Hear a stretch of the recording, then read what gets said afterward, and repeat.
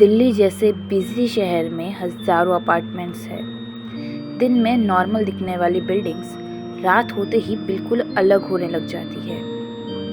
कुछ साल पहले दिल्ली के एक रेजिडेंशियल फ्लैट को लेकर ऐसी ही कहानी सामने आई थी। ये कोई पुरानी हवेली नहीं थी, ना जंगल के बीच का कोई पुराना घर। ये एक नॉर्मल फैमिली अपार्टमेंट था। नेबर्स थे, लिफ्ट थी, पार्किंग थी, सब कुछ नॉर्मल। लेकिन उस फ्लैट में रहने वाले लोगों का कहना था कि रात होते ही घर का एटमॉस्फेयर बदल जाता है। पहले उन्हें लगा शायद स्ट्रेस होगा, फिर लगा शायद कोइंसिडेंस है, लेकिन धीरे धीरे चीज़ें इतनी स्ट्रेंज होने लगी कि फैमिली ने उस फ्लैट में अकेला रहना ऑलमोस्ट बंद कर दिया। वो फ्लैट दिल्ली के एक क्वाइट रेजिडेंशियल एरिया में था। बिल्डिंग बाहर से बिल्कुल ऑर्डिनरी लगती थी, ना कोई हॉरर टाइप अपीयरेंस।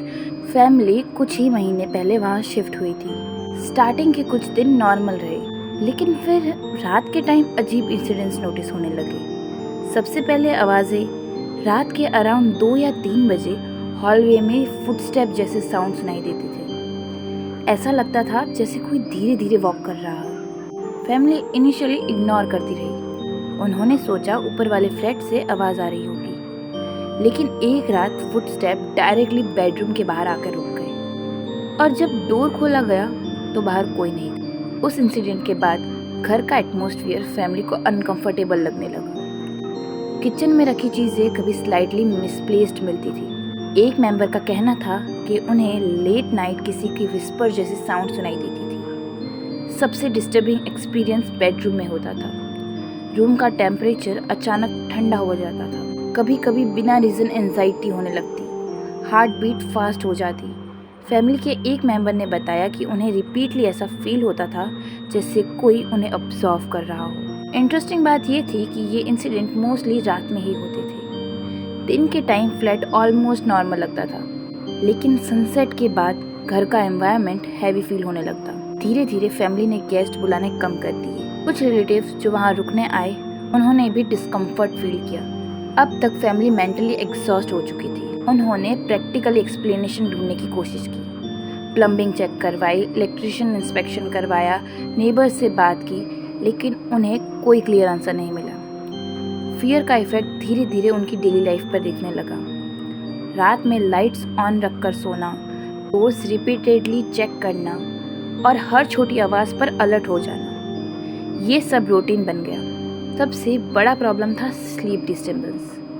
कुछ मेंबर्स प्रॉपर्ली सो नहीं पा रहे थे, और जब इंसान कंटिन्यूसली फियर और लेक ऑफ स्लीप में रहता है तो नॉर्मल साउंड्स भी अनयूजुअल लगने लगते हैं। फाइनली फैमिली ने डिसाइड किया कि वो प्रोफेशनल हेल्प लेंगे।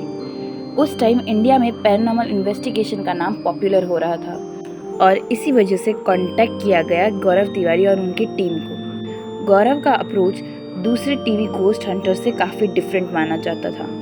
वो हर केस में पहले साइंटिफिक एक्सप्लेनेशन सर्च करते थे।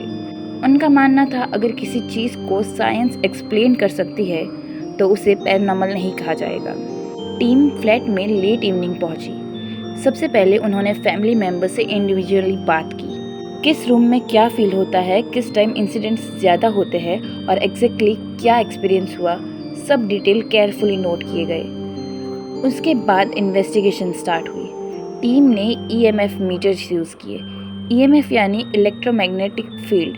नॉर्मली ये इलेक्ट्रिकल अप्लायंस और वायरिंग से जनरेट होते हैं। जब बेडरूम एरिया में स्कैन किया गया तो रीडिंग्स अनयूजुअली हाई आने लगी। इनिशियली टीम ने दोबारा चेक किया, लेकिन रीडिंग्स कंसिस्टेंट थी। फिर इंस्पेक्शन में पता चला कि वॉल के पीछे इलेक्ट्रिशियन वायर इशू थी। पुरानी वायरिंग और करंट लीकेज की वजह से इलेक्ट्रोमैग्नेटिक एक्सपोजर काफ़ी ज़्यादा था। साइंटिफिक रिसर्च के अकॉर्डिंग हाई EMF एक्सपोजर कुछ लोगों में एंजाइटी, फियर सेंसेशन, डिजीनेस और प्रेजेंस फीलिंग ट्रिगर कर सकता है। एग्जैक्टली वही सिम्टम्स फैमिली डिस्क्राइब कर रही थी। अब बात आती है फुटस्टेप और नॉइज़ की। नाइट इंस्पेक्शन के दौरान टीम ने नोटिस किया कि बिल्डिंग का प्लम्बिंग सिस्टम ओल्ड था। जब ऊपर फ्लोर्स में वाटर मूवमेंट होता था, पाइप्स वाइब्रेशन क्रिएट करते थे। रात की साइलेंस में वही वाइब्रेशन फुटस्टेप जैसी लग रही थी। वुडन फिटिंग्स टेम्परेचर चेंज की वजह से कॉन्ट्रैक्ट और एक्सपेंड हो रही थी। उससे क्लिकिंग और मूवमेंट टाइप से साउंड क्रिएट हो रहा था। इन्वेस्टिगेशन का फाइनल कंक्लूजन इंटरेस्टिंग था। फ्लैट में पैरानॉर्मल एक्टिविटीज़ का स्ट्रॉन्ग एविडेंस नहीं मिला, लेकिन इसका मतलब ये नहीं था कि फैमिली फेक स्टोरी बना रही थी। जो फियर उन्होंने फील किया वो उनके लिए रियल था। Sleep disturbance, anxiety, high EMF exposure, ventilation issues और कांस्टेंट फियर बिल्डअप का।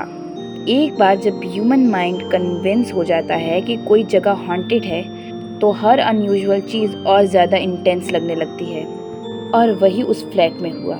ये केस इंडिया का फेमस पैरानॉर्मल इन्वेस्टिगेशन में इसलिए याद किया जाता है क्योंकि यह हॉन्टेड फ्लैट का आंसर किसी स्पिरिट में नहीं बल्कि साइंस और साइकोलॉजी में मिला, और शायद इसी वजह से गौरव तिवारी का नाम अलग माना जाता था। वो सिर्फ फियर क्रिएट नहीं करते थे, वो आंसर ढूंढने की कोशिश करते थे। आप क्या सोचते हो? क्या हर हॉन्टेड एक्सपीरियंस के पीछे कोई साइंटिफिक रीज़न होता है या कुछ चीज़ें आज भी अनएक्सप्लेन्ड है? कमेंट में ज़रूर बताना। Thanks for